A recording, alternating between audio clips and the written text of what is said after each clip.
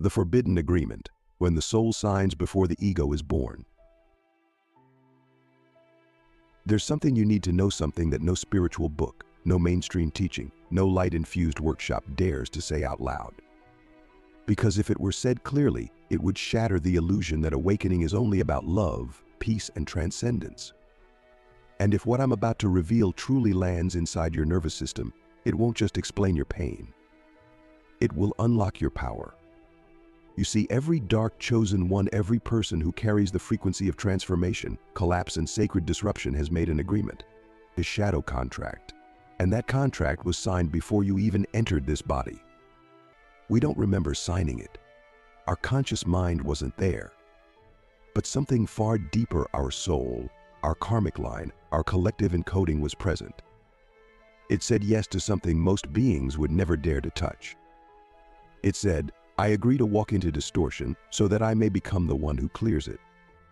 I agree to forget who I am so that I can remember in a way that changes the entire field. This contract isn't punishment. It's not karma in the traditional sense. It's voluntary sacrifice.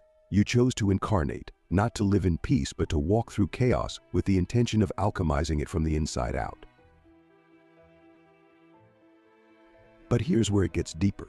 The contract has clauses, hidden ones. And the first clause is this: you must forget the contract exists.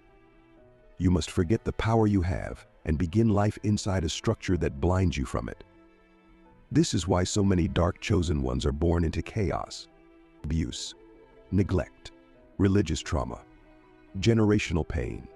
You're not being punished, you're being positioned.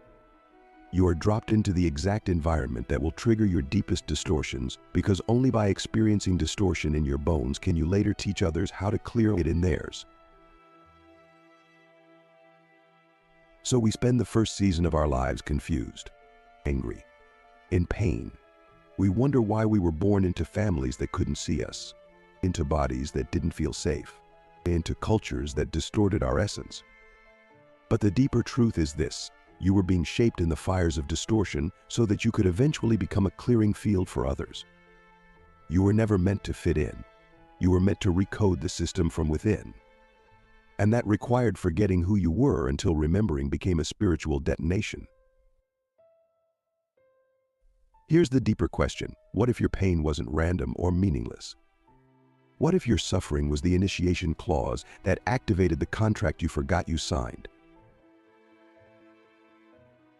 The second clause in the shadow contract is even more difficult to accept. You must agree to carry